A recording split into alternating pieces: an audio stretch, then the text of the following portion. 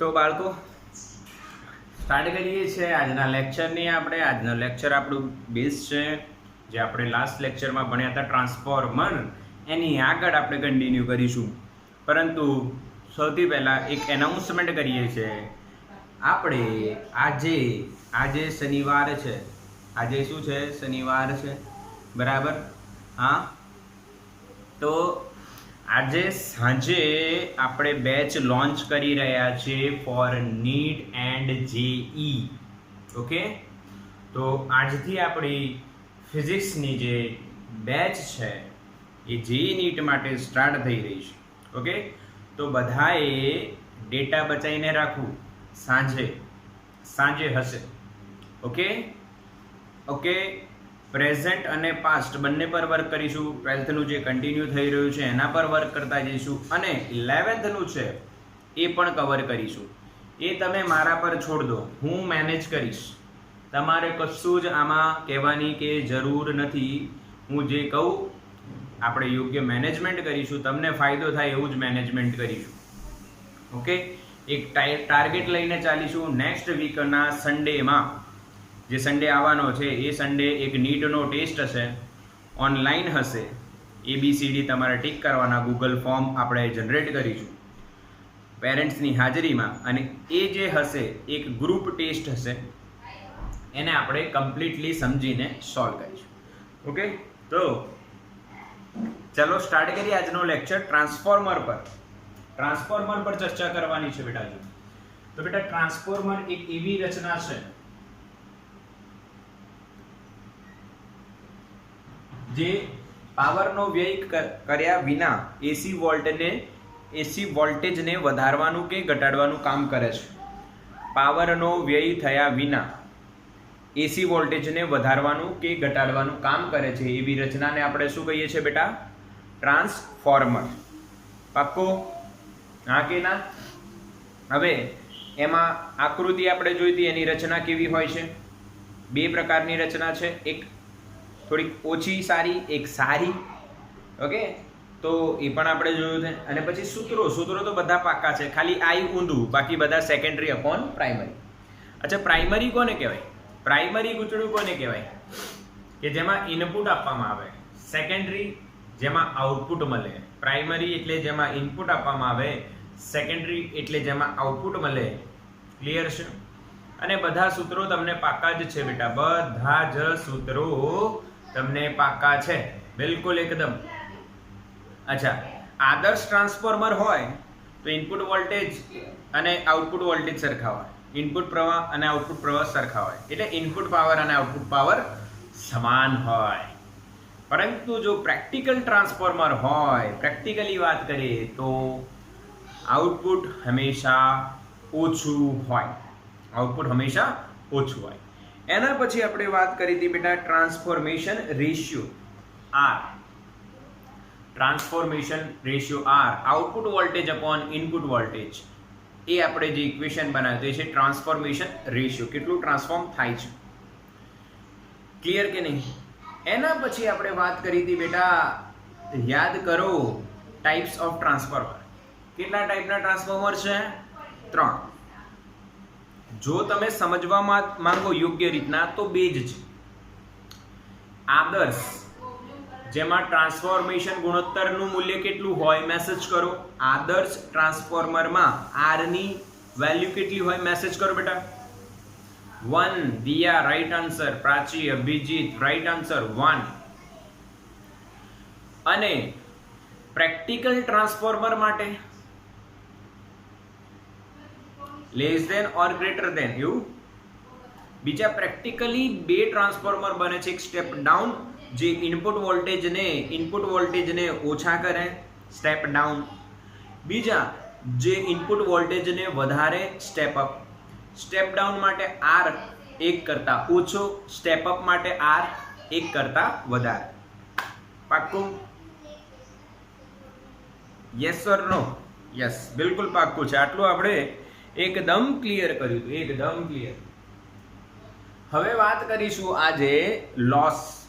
હવે ટ્રાન્સફોર્મરમાં અમુક વ્યય પણ થાય છે. વ્યય થવાના કારણો જોઈએ. વ્યય થવાના કારણો.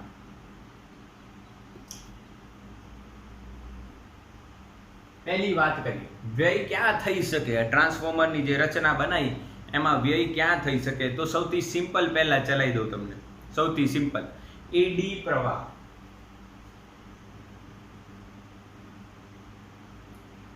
કોના કારણે? એડી પ્રવાહ. તમે એક વસ્તુ સમજી કે ભાઈ ટ્રાન્સફોર્મર જે છે એમાં કોર હોય. આ કોર છે બેટા, ગર્ભ, જેને ગુજરાતીમાં આપણે ગર્ભ કહેવાય. આ કોર તમને એમ દેખાય કે આ તો એક ફ્રેમ છે, પણ ખરેખર એ ઘણા બધા સ્તરોથી બનાવેલી હોય છે. ઘણા બધા સ્તરોથી બનાવેલી હોય છે. હવે એ કોર જો સળંગ એક જ વાહકની બનાવેલી હોય તો એમાં એડી પ્રવાહ ઉત્પન્ન થાય. કોણ ઉત્પન્ન થાય? એડી પ્રવાહ. અને એડી પ્રવાહના કારણે શું થાય? ઉષ્માનો વ્યય.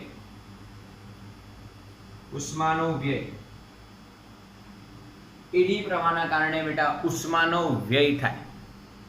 ઉષ્માનો વ્યય થાય. હા કે ના? ઉષ્માનો વ્યય થાય એડી પ્રવાહના કારણે. અચ્છા, I2RT પ્રમાણે.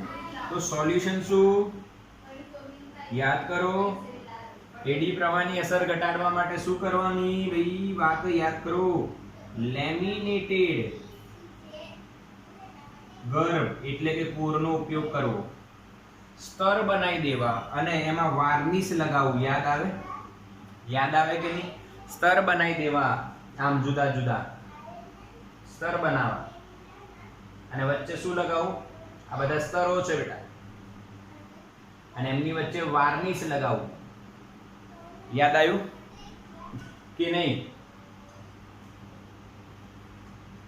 Yes or no? Yes. Okay. Second કેસમાં બેટા, સેકન્ડ કેસમાં આપણે બીજું કેસ જ્યાં વ્યય થઈ શકે છે એને કહેવાય ફ્લક્સ લીકેજ.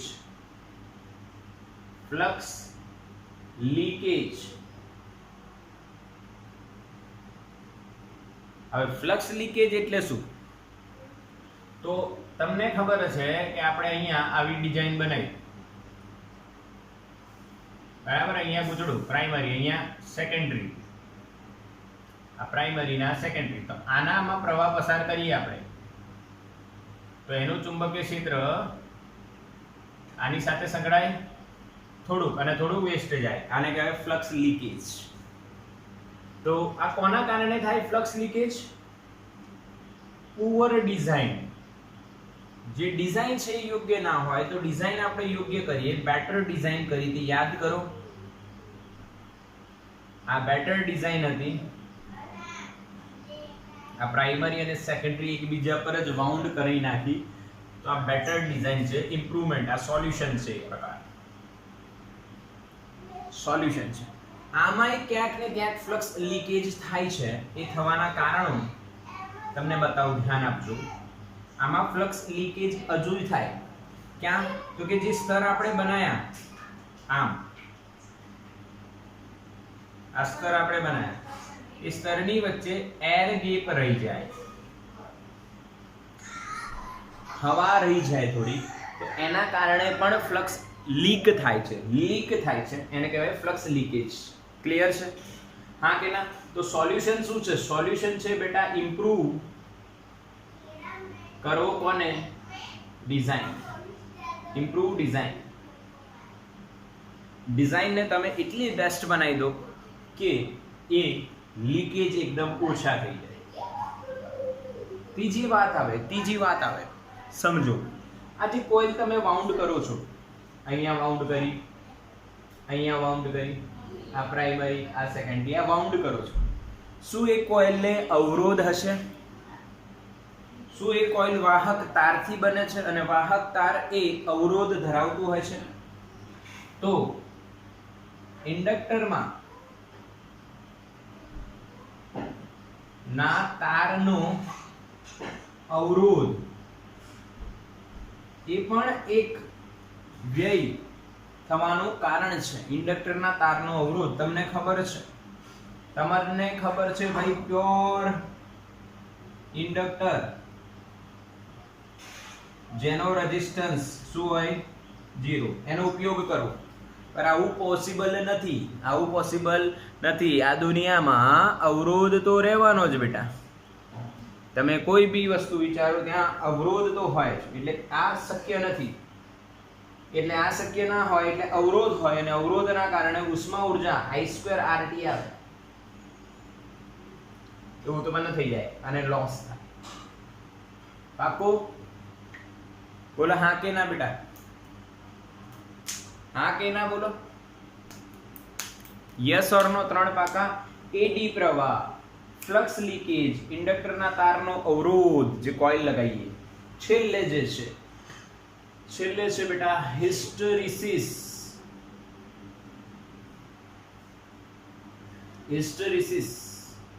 લોસ. હવે આ હિસ્ટેરિસિસ લોસ ક્યાં આવે? તો હિસ્ટેરિસિસ આવે બેટા ચેપ્ટર નંબર 5 માં, ચુંબકત્વ અને દ્રવ્ય. ત્યાં આપણે આ ભણ્યા હતા, ચુંબકત્વ અને દ્રવ્ય. એમાં આપણે આ ભણ્યા હતા. હા કે ના? ભણ્યા હતા એમાં? ના, નહીં ભણ્યા. રીઝન તમને કહું. કેમ કે એનસીઆરટી જ્યારે સીબીએસઈ નો સિલેબસ આવ્યો વચ્ચે કોરોનાના કારણે એમને ઘટાડ્યો છે, અને એમાંથી ડાયા, પેરા ને ફેરો મેગ્નેટિક જે પદાર્થો છે એ કાઢી નાખ્યા. તો આપણે અભ્યાસ કર્યો જ નહીં. હા, પર મેં 11th માં તમને ઇલાસ્ટોમર ભણાયા હતા. તે વખતે મેં હિસ્ટેરિસિસનું જ્ઞાન આપ્યું હતું. એવું જ હિસ્ટેરિસિસ હમણાં આપી દઉં છું તમને. વિધિના 5 મિનિટ ખબર પડી જશે. હિસ્ટેરિસિસ એટલે આપણે અહીંયા BH કર્વ કહેવાય. B વિરુદ્ધ H નો આલેખ. B ચુંબકીય ક્ષેત્ર છે, H શું છે? ચુંબકીય તીવ્રતા છે.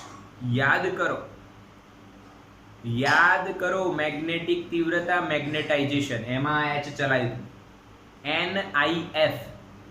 NIF યાદ કરો H.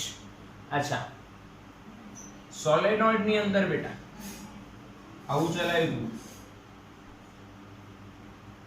સોલેનોઇડ ની અંદર IF પ્રવાહ વહે તો એની ચુંબકીય તીવ્રતા NIF થાય. અંદર જે તીવ્રતા ઉત્પન્ન થાય ને એ NIF થાય. જેમ જેમ અંદર તમે હવે ચુંબક બનાવવા માટે એક પદાર્થ મૂક્યો, બરાબર? તો જેમ જેમ તમે પ્રવાહ વધારશો IF એટલે H વધશે અને એનું ચુંબકત્વ વધે, ચુંબકીય ક્ષેત્ર વધે. ક્યાં સુધી વધે? સંતૃપ્ત મેગ્નેટાઇઝેશન સુધી. એનાથી પછી ન વધે. યાદ કરો, આખું આપણે ભણીએ છીએ. પછી તમે જ્યારે પ્રવાહ ઘટાડો તો એ આટલી વેલ્યુ રિટેન કરી લે એટલે ચુંબક બની ગયું. એને કહેવાય રિટેન્ટિવિટી. જ્યારે H 0 હોય ત્યારે ચુંબકીય ક્ષેત્ર B ની વેલ્યુને રિટેન્ટિવિટી કહેવાય. પછી વિરુદ્ધ દિશામાં પ્રવાહ વધારો તો ઘટીને એનું ચુંબકીય ક્ષેત્ર શૂન્ય થઈ જાય, અને પાછું ધ્રુવો બદલાય. જે નોર્થ હતું એ સાઉથ થઈ જાય, અને આખી ચક્ર આમ ચાલ્યા કરે.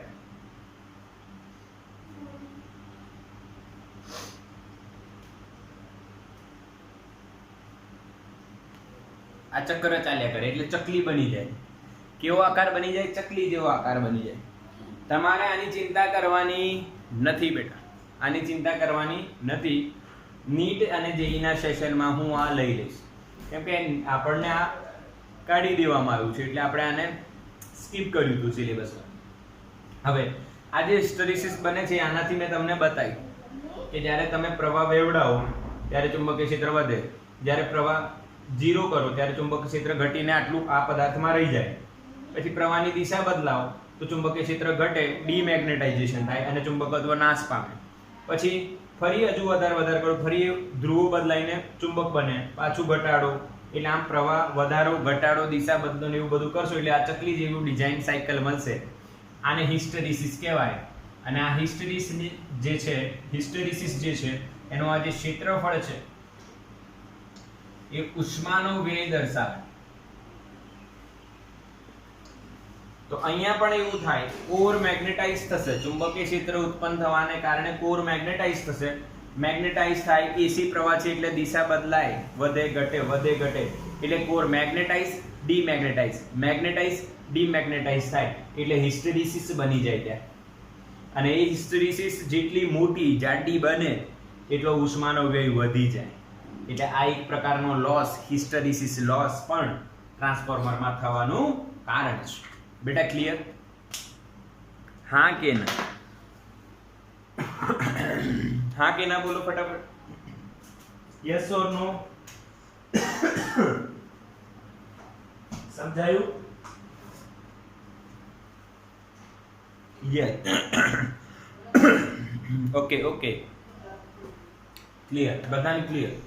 સમજો, આ આખું ટોપિક આપણને ક્લિયર છે. 4 લોસ છે. કેટલા લોસ છે બેટા? 4 લોસ.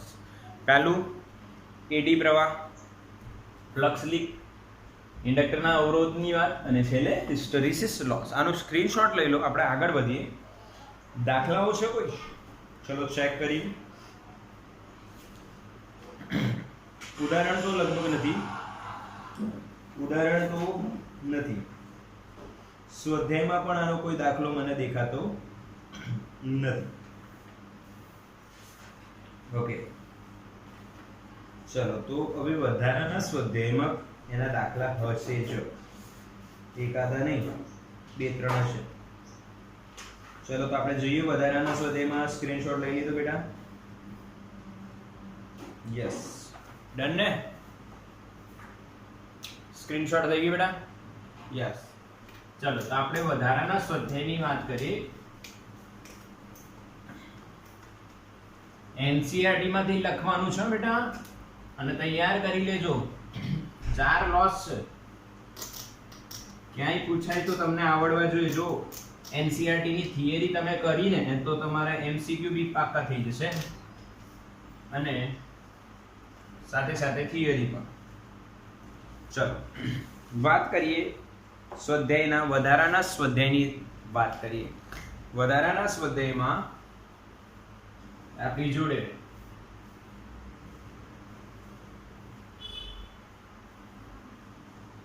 અમુક પ્રશ્નો છે. એમાં 7.23 જે ટ્રાન્સફોર્મર રિલેટેડ છે. મેં અગેન તમને એક વાત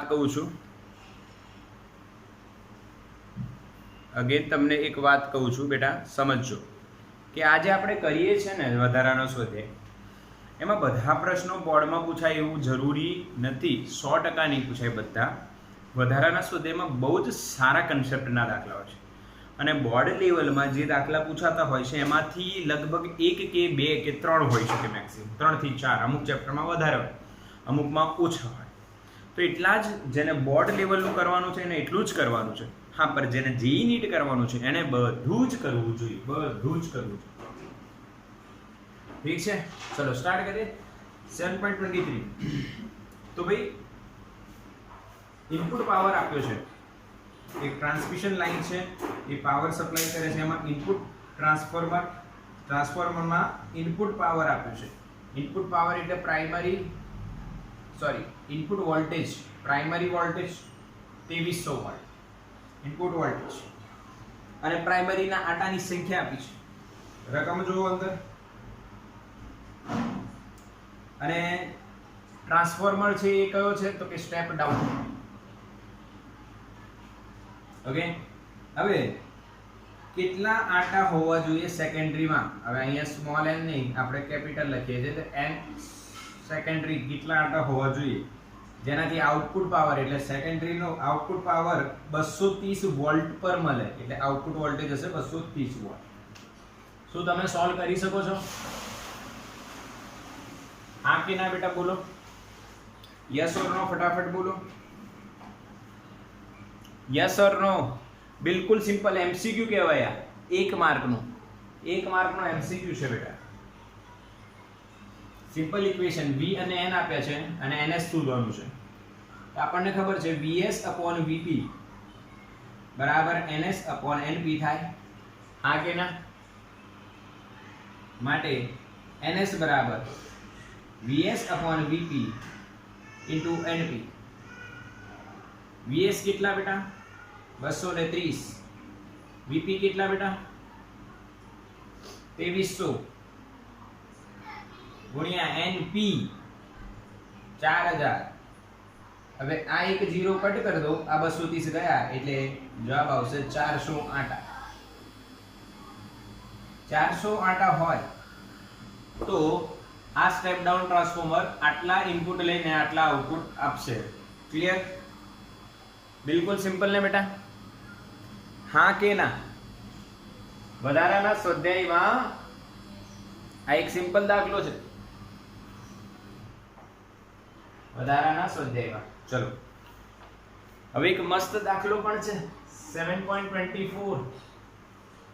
7.24 બહુ જ જોરદાર, બહુ જ સરસ, તમને સમજવું જોઈએ એવો દાખલો છે. એક હાઇડ્રો ઇલેક્ટ્રિક, હું ઘણીવાર છે ને હાઇડ્રો ઇલેક્ટ્રિક ને હાઇડ્રોસ્ટેટિક બોલી દઉં છું, કેમ કે એલું હાઇડ્રોસ્ટેટિક ભણાવવાનું ચાલતું હોય ને નીટના સેશનમાં, એટલે હાઇડ્રોસ્ટેટિક એવું બોલાઈ જાય છે. આ પર હાઇડ્રો ઇલેક્ટ્રિક પાવર પ્લાન્ટ છે.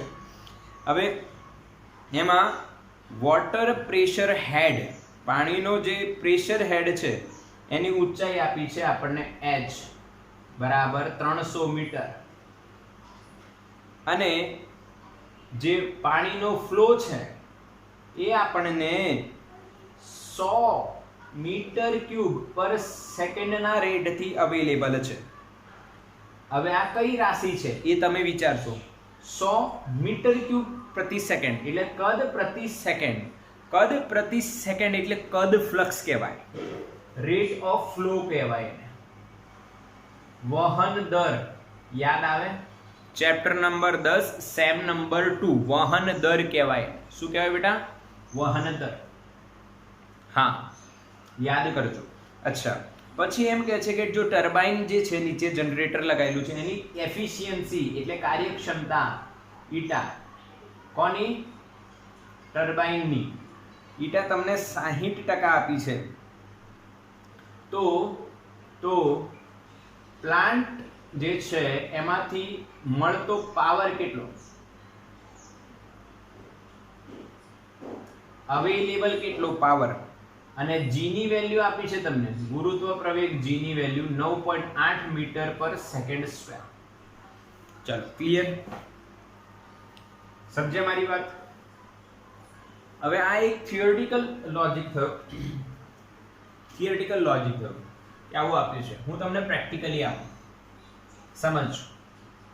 અહીંયા બેટા ટર્બાઇન છે, એની બ્લેડ્સ પર પાણી પડે, પાણીનો ફ્લો પડે એટલે એ ફરે, બરાબર? એ ફરે અને પછી એની સાથે એસી જનરેટર કનેક્ટેડ હોય.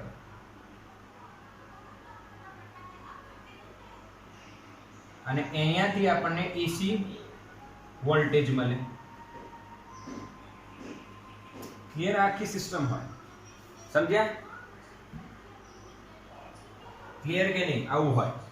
આ ફરશે અને એના સાથે એસી જનરેટરનો ગુચડું ફરે અને એના કારણે તમને ખબર છે આપણે એસી જનરેટર ભણી ચૂક્યા છે, તો આવી રીતના વર્ક થતું હોય. હવે તમને પ્લાન્ટમાંથી મળતો પાવર એટલે અહીંયા આપણને પ્લાન્ટમાંથી મળતો પાવર એટલે પી આઉટ કહેવાય. તો અહીંયા જે પાવર આવ્યો આના કારણે એ શું કહેવાય? P in P out. Yes or no? Yes or no? સમજ્યા મારી વાત? આ બેટા પ્લાન્ટ છે, આ પ્લાન્ટ છે, એમાં અહીંયાથી ઇનપુટ આવ્યું અને આઉટપુટ મળ્યું. યસ ઓર નો? હા કે ના? પી ઇનપુટ અને આ પી આઉટપુટ. હા કે ના બોલો? આ પાવર જે અહીંયાથી આવશે એ ઇનપુટ છે અને આઉટપુટ છે. યસ, બિલકુલ સિમ્પલ. હવે અહીંયા હું સોલ્યુશન લખું છું, ધ્યાન આપજો. ડાયરેક્ટ લખીએ? યસ, ડાયરેક્ટ લખી શકીએ. પ્લાન્ટમાંથી મળતો પાવર બરાબર ઇનપુટ પાવર કહેવાય. ઇનપુટ પાવર આઉટપુટ પાવર બરાબર ઇનપુટ પાવર થાય કોઈ દિવસ? ના, કોઈ દિવસ ના થાય. અહીંયા આવે કાર્યક્ષમતા. કાર્યક્ષમતા આવે કાર્યક્ષમતા એટલે આઉટપુટ અપોન ઇનપુટ, તો આઉટપુટ બરાબર શું થાય? ઇનપુટ ગુણ્યા કાર્યક્ષમતા. યસ ઓર નો? બિલકુલ સિમ્પલ. પ્લાન્ટમાંથી મળતો પાવર આઉટપુટ બરાબર ઈટા, જે 60% છે. ઇનપુટમાં કેટલો પાવર આવે છે? ઇનપુટમાં કેટલો પાવર આવે છે તમને આપ્યું છે h.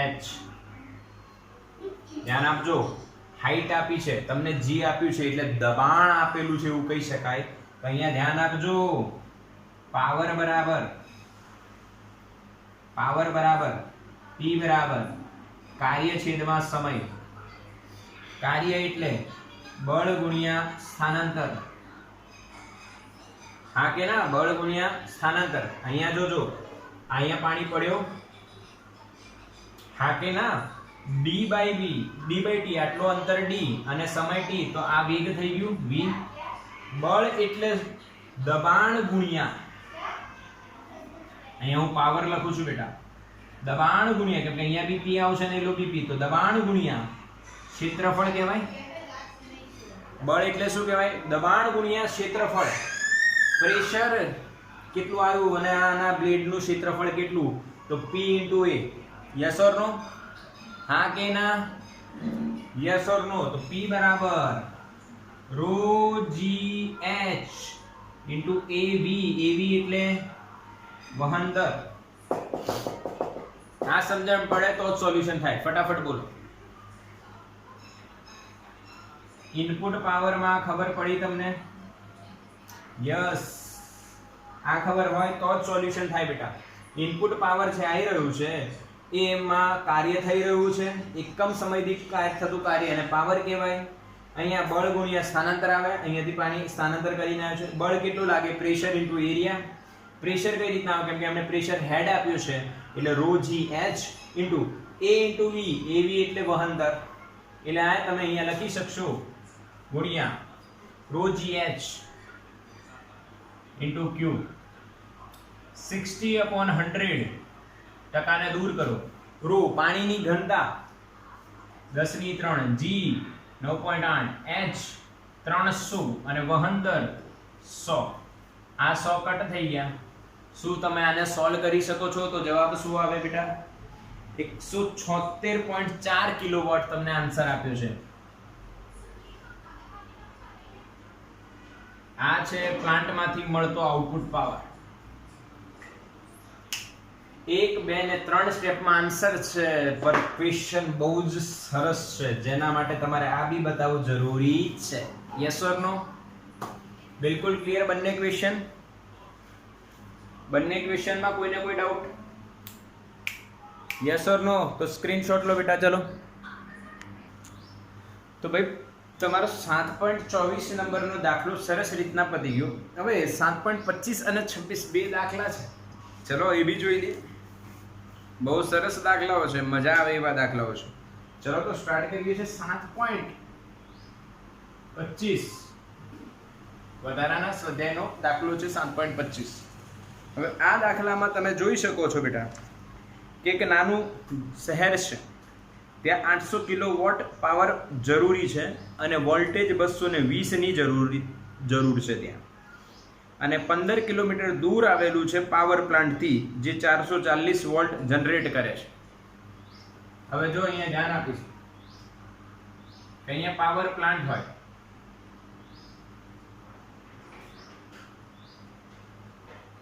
અને એ પાવર પ્લાન્ટ સાથે એક ટ્રાન્સફોર્મર લગાવેલું જ હશે, જે 440 વોલ્ટને કંઈક અમુક વોલ્ટેજમાં કન્વર્ટ કરે. પછી ત્યાંથી પ્રવાહ વાયર દ્વારા, અને જે બી પાવર છે વાયર દ્વારા સ્મોલ ટાઉનમાં લઈ જવામાં આવે. હવે અહીંયા બી આ ટ્રાન્સફોર્મર જ છે. આ શું છે બેટા? ટ્રાન્સફોર્મર છે. અને અહીંયા કેટલા વોલ્ટ જોઈએ? 220 વોલ્ટ. અને પાવર કેટલો જોઈએ? 800 કિલોવોટ. 800 કિલોવોટ આવું આપ્યું છે ડેટા. પાક્કું? અને આ બે વચ્ચેનું જે અંતર છે બેટા, એ પણ આપણને આપ્યું છે. 15 કિલોમીટર દૂર છે બેટા. ઓકે. અને આ લાઈન જે છે, તારનો અવરોધ વચ્ચે જે તારનો અવરોધ છે, તારનો એકમ લંબાઈ દીઠ અવરોધ આપણને આપેલો છે એ છે 0.5 ઓમ પર કિલોમીટર પ્રતિ કિલોમીટર. આ તારમાં આ જે તાર છે, બે તાર છે એવા આપણને લખેલું છે, બે તાર વડે લઈ જવામાં આવશે. હવે જે ટાઉન છે એ આ જે લાઈન આવી રહી છે એમાંથી વોલ્ટેજ મેળવે છે 4000 અને 220 માં ટ્રાન્સફર કરે છે, એટલે અહીંયા 4000 વોલ્ટ એને જરૂરી છે. આ જે ટ્રાન્સફોર્મર અહીંયા લાગેલું છે બેટા, આ થશે સ્ટેપ ડાઉન. અહીંયા બી એક ટ્રાન્સફોર્મર લાગશે, એ હશે સ્ટેપ અપ. પાવર પ્લાન્ટમાં છે ને સ્ટેપ અપ લાગે અને ટાઉનની નજીક સ્ટેપ ડાઉન લાગે. આ 4000 આવે અને 220 કરે છે એવું એમણે કીધું છે. આ રકમ જ ચાલી રહી છે બેટા. ઓકે, અહીંયા સબ સ્ટેશન હોય ટાઉનનો, એમાં આવું થાય. પહેલું એસ્ટિમેટ કરવાનું છે લાઈનમાં થતા પાવરનો વ્યય. જે આ તાર છે એમાં થતા પાવરનો વ્યયનો તમારે અંદાજો મેળવવાનો છે. ક્લિયર? ક્વેશ્ચન ખબર પડી? પહેલું, તારમાં થતો પાવરનો વ્યય શોધવાનો. ધ્યાન આપજો, મારી વાત સમજજો બેટા. હવે પાવરનો વ્યય તમારે શોધવાનો હોય તો એ અવરોધમાં થાય, અને તારનો અવરોધ કેટલો એ પહેલા શોધી કાઢો. તો કે તારનો કુલ અવરોધ R બરાબર, ધ્યાન આપજો, એક તાર છે કે બે તાર છે? તો કે બે તાર છે, ગુણ્યા એકમ લંબાઈ દીઠ 0.5 છે તો 15 કિલોમીટરમાં કેટલા? તો 0.5 ગુણ્યા 15. તો જવાબ શું આવશે ભાઈ? 5 દુ 10, 1 આવશે. હા કે ના? અને આ 15 વધશે એટલે 15 ઓમ આન્સર આવશે. તારનો કુલ અવરોધ મળી ગયો. આ અવરોધમાંથી કેટલો પ્રવાહ પ્રસાર થાય છે, કેટલો પ્રવાહ પસાર થતો હશે એ શોધી કાઢો તો તમને પાવરનો વ્યય શોધતા આવડી જાય. તો ભાઈ આરએમએસ પ્રવાહ તમારે શોધવું હોય તો IRMS બરાબર પાવર અપોન VRMS. સિમ્પલ ને? અહીંયા ટાઉનમાં પાવર જોઈએ 800 કિલોવોટ અને લાઈનમાં એનો જે અહીંયા વોલ્ટેજ આવ્યો છે 4000 વોલ્ટ છે, જે RMS છે. આ RMS વોલ્ટેજ. તો RMS વોલ્ટેજ અહીંયા લાઈનમાં વહેતો પ્રવાહ શોધવો હોય તો આ જ વોલ્ટેજ આવી રહ્યો છે ને લાઈનમાં, તો આ વોલ્ટેજ છે ને આટલો પાવર જરૂરી છે. તો પાવર અને વોલ્ટેજ ખબર હોય તો તમે I મળી જશે. તો IRMS તમે લખશો, પાવર છે 800 કિલોવોટ એટલે 800 ગુણ્યા 10 ની 3 અને આ છે 4000 એટલે 3 મીંડા હું મૂકી દઉં છું બેટા. 1 2 3 અને આ 4000 એટલે 3 મીંડા કટ થઈ જશે. 800 ભાગ્યા 4 એટલે 4 દુ 8 એટલે 200 એમ્પિયર તમને પ્રવાહનો આન્સર મળશે. કેટલું મળશે બેટા? 200 એમ્પિયર. બોલો પાક્કું? હા કે ના બોલો, મેસેજ કરો. પ્રવાહ કેટલો મળ્યો તમને? 200 એમ્પિયર. અને આ લાઈનનો આ તારનો અવરોધ કેટલો બેટા? 15 ohm. Yes or no? Yes or no? Power ખબર છે, લાઈનમાં આવતો RMS આપણે વોલ્ટેજ અહીંયા કેટલો આવ્યો એ ખબર છે, તો આનો પ્રવાહ કેટલો RMS એ આપણને મળી જાય. હવે પાવરનો વ્યય જે આપણે શોધવાનો છે, પાવરનો વ્યય તારમાં થતો, એ પાવરનો વ્યય લખાય બેટા I² R. એમાં RMS આવે. I નો સ્ક્વેર એટલે 200 ગુણ્યા 200 ગુણ્યા R. R કેટલું છે બેટા? 15. તો જો 15 2 દુ 4 15 ચોક 60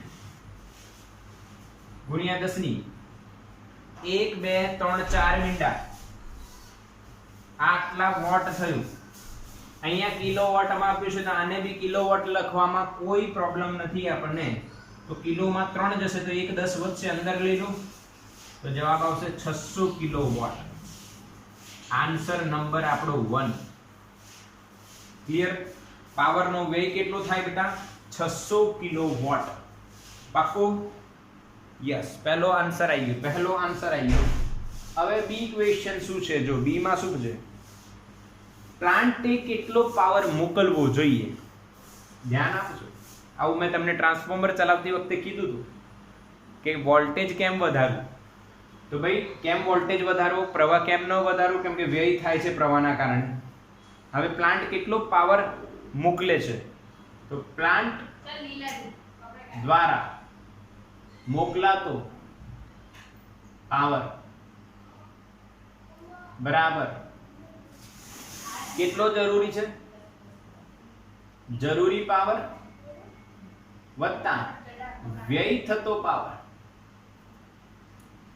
અહીંયા આપણે જે લીક થાય છે અમુક આસપાસ પણ થોડુંક પાવર લીક થાય છે એને ગણતા નથી વ્યય થતો પાવર એ અવરોધમાં ખાલી ગણીએ છીએ અને જરૂરી પાવર જરૂરી કેટલો છે ભાઈ 800 કિલોવોટ અને વ્યય કેટલો થયો 600 કિલોવોટ તો 8 ને 6 14 અને 1400 કિલોવોટ મોકલવો પડે આન્સર નંબર 2 સમજ્યા કે નહીં સમજ્યા મેં તમને આ એક્ઝામ્પલ કઈ રીતે આપ્યું તો યાદ કરો કે તમારે બીજા શહેરમાં જઈને શોપિંગ કરવાની છે કંઈક ખરીદવું છે બરોડા જવાનું છે ચલો અહીંથી ગોધરાથી બરોડા જઈએ આપણે અને બરોડા જઈએ અને આપણે 5000 રૂપિયાની ખરીદી કરવાની છે 5000 એટલે 800 રૂપિયાની ખરીદી ચલો 800 આ જ એક્ઝામ્પલથી આપણે લઈએ 800 રૂપિયાની ખરીદી કરવાની છે આવા જવા ખાવા પીવામાં 600 રૂપિયા વપરાવાના છે તો તમે ઘરેથી કેટલા રૂપિયા લઈને નીકળશો બોલો 1400 લઈને નીકળશો ને પાક્કું નાખું સિમ્પલ લોજિક ત્રીજો ક્વેશ્ચન બેટા આમાં છે કે ભાઈ સ્ટેપ અપ ટ્રાન્સફોર્મર જે લગાવ્યું છે એમાં એની લાક્ષણિકતા શું હોવી જોઈએ જે સ્ટેપ અપ ટ્રાન્સફોર્મર અહીંયા તમે લગાવ્યું એની લાક્ષણિકતા શું હોવી જોઈએ લાક્ષણિકતાનો મતલબ ઇનપુટ વોલ્ટેજ એને 440 છે વોલ્ટ અહીંયા કેટલા ક્લિયર આ જે સ્ટેપ ડાઉન છે એની લાક્ષણિકતા શું છે 4000 માંથી 220 તો આ સ્ટેપ અપ છે એની 440 માંથી કેટલા એવો પ્રશ્ન આવે હા કે ના યસ ઓર નો હા યસ હવે અહીંયા 4000 વોલ્ટ તો આવા જ જોઈએ અહીંયા 4000 વોલ્ટ તો આવા જ જોઈએ અહીંયા 4000 વોલ્ટ તો આવા જ જોઈએ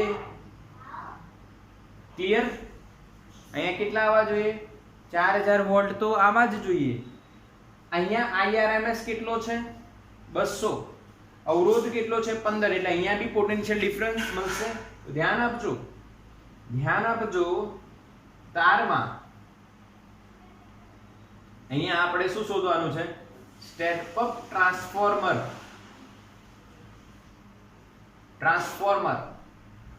ની લાક્ષણિકતા કેવી હોવી જોઈએ તેના માટે તારમાં પહેલા PD શોધો પોટેન્શિયલ ડિફરન્સ કેટલો આવે તો ભાઈ IRMS into R ઓહમનો નિયમ IRMS કેટલા છે 200 R કેટલા છે 15 15 દુ 30 એટલે 3000 વોલ્ટ હવે ધ્યાન આપજો અહીંયા પોટેન્શિયલ ડ્રોપ કેટલો થયો 3000 પહોંચાડવાનો કેટલો છે 4000 તો અહીંયાથી નીકળવો કેટલો જોઈએ તો સ્ટેપ અપ ટ્રાન્સફોર્મર નો આઉટપુટ વોલ્ટેજ કેટલો હોવો જોઈએ और તમે કહી શકો છો સેકન્ડરી વોલ્ટેજ કેટલો હોવો જોઈએ તો 4000 અહીંયા પહોંચવાનું છે ને 3000 અહીંયા ડ્રોપ થવાનું છે તો ટોટલ કેટલું 4000 વત્તા 3000 જવાબ શું આવે 7000 વોલ્ટ યસ ઓર નો હા તો સ્ટેપ અપ ટ્રાન્સફોર્મર જે છે એ કેવો છે 440 ઇનપુટ લઈને 7000 વોલ્ટ આઉટપુટ આપે એવો હોવો જોઈએ. બોલો હા કે ના બેટા? સમજણ પડી કે નહીં મને કહો, મેસેજ કરો. હા, આવી એવી જ વાત છે. અહીંયા 4000 જોઈએ છે, આમાં પોટેન્શિયલ ડિફરન્સ IRMS * R કર દો, એ મળી જશે. એટલો પોટેન્શિયલ તારમાં હશે. તો આ ઇન્ટુ આ બંને કરો, સોરી, તારમાં PD વત્તા 4000 જરૂરી, એ બંને કરો એટલો તમારે મોકલવું પડે. એટલે અહીંયા આપણે અહીંયા જે પોટેન્શિયલ ડ્રોપ થયું કે ડિફરન્સ જે મળ્યો આપણને એ મળ્યું 3000 વોલ્ટ. તો અહીંયાથી 4000 ને 3000 એટલે ટોટલ કેટલા નીકળવા જોઈએ? 7000 વોલ્ટ. આખો બેટા આખો ક્વેશ્ચન હા કે ના? Yes or no? Okay, yes or no? ટ્રાન્સફોર્મરની લાક્ષણિકતા મળી ગઈ તમને? અચ્છા, પાવર લોસ કેટલા ટકા થયું? જો આમાં પાવર લોસ ના ટકા કઈ રીતના શોધવાના? તો જો ટોટલ પાવર કેટલું મોકલાયું? 1400 કિલોવોટ. પાવર નો વ્યય કેટલો થયો? 600 કિલોવોટ. તો ટકા શોધવા હોય તો 600/1400 ગુણ્યા 100 એટલે લગભગ 43% આન્સર આવશે. 43% આન્સર આવશે. ક્લિયર કે નહીં? પાવર લોસ ટકામાં કઈ રીતના શોધાય? સમજ્યા? ટોટલ કેટલું મોકલીએ છે ભાઈ? આ ભાઈ 1400 મોકલે છે અને લોસ કેટલું થયું? 600 કિલોવોટ. એટલે આ બી કટ. એટલે આ 6/14 કરીને ગુણ્યા 100 કરશો એટલે કેટલા ટકા પાવર લોસ થયો એ ખબર પડી જશે. યસ ઓર નો? હા કે ના બોલો? પાવર નો લોસ ખબર પડે? યસ. તો એના પછીનો જે 25મો ક્વેશ્ચન છે, 26મો ક્વેશ્ચન છે, 26મા ક્વેશ્ચનમાં જે સ્ટેપ ડાઉન ટ્રાન્સફોર્મર છે એમાં અહીંયા સ્ટેપ ડાઉન ટ્રાન્સફોર્મર છે એમાં 4000 ની જગ્યાએ 40000 આવે એટલે વોલ્ટેજ વધારી દો છો તો પાવરનો વ્યય કેટલો? તો પાવરનો વ્યય આવશે બેટા 0.74%. 6 કિલોવોટ લોસ થશે, ખાલી 6 કિલોવોટ. એટલે અહીંયા તમે આ જ ગણતરી કરવાની છે તમારે, પર અહીંયા કેટલા કરીને કરવાની છે? 40000. અહીંયા તમે 40000 કરશો, 4000 ની જગ્યાએ 40 કરતો 1 0 ગયો એટલે અહીંયા 20 થઈ જશે. અહીંયા 20 તો 20 નો વર્ગ, ખાલી 20 નો વર્ગ, આ 20 રહેશે, 20 2 0 ઓછા થઈ જશે, 2 0 ઓછાઓ થઈ જશે એટલે આ 2 0 જશે તો 6 કિલોવોટ લોસ આવશે, પાવર લોસ 6 કિલોવોટ. હા કે ના? તો મોકલાવા કેટલા પડશે? 800 + 6 એટલે 806. ક્લિયર? હા કે ના? અહીંયા 20 અને 15 15 દુ 30 એટલે 300 વોલ્ટ. 300 અને અહીંયા 40000 એટલે 40300 અહીંયા આન્સર આવશે.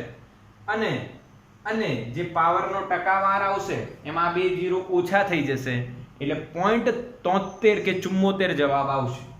સમજ્યા? 26મો ક્વેશ્ચન સમજ્યા કે? આના પછીનો ક્વેશ્ચન બતાવી રહ્યો છું. આ ક્વેશ્ચન તો છે જ, આ તો તમે સમજ્યા જ છો, ક્લિયર છે. બટ આના પછીના ક્વેશ્ચનમાં એમણે અહીંયા 4000 ની જગ્યાએ 40000 કરી દીધા. હવે અહીંયા 40000 હશે એટલે વોલ્ટેજ વધી ગયા તો પાવરનો વ્યય ઘટશે. એ આપણે ટ્રાન્સફોર્મરનો જ્યારે ટોપિક જોતા હતા ત્યારે સ્ટાર્ટિંગમાં જ મેં તમને કીધું હતું બેટા કે જો તમે વોલ્ટેજ વધારી દેશો તો પાવરનો વ્યય ઘટી જશે. કેમ કે પાવરનો વ્યય શેમાં થાય? વધારે પ્રવાહમાં. તમે વોલ્ટેજ વધારી દેશો, પહોંચાડવાનું કેટલું છે? 800 કિલોવોટ, અહીંયા 4000 રાખ્યા, પછી બીજી વાર તમે અહીંયા 40 કરી દો છો તો 4000 મળીને કરંટ જોડે 800 બનાવવા જોઈએ. હવે 40000 વોલ્ટેજ કરશો તો કરંટ ઓછો જોઈએ છે ને, તો કરંટ 200 ની જગ્યાએ અહીંયા 200 મળે છે તો ઓલામાં 20 મળશે. હા કે ના? વોલ્ટેજ 10 ગણું કરો તો પ્રવાહ 10 માં ભાગનો થશે. Yes or no?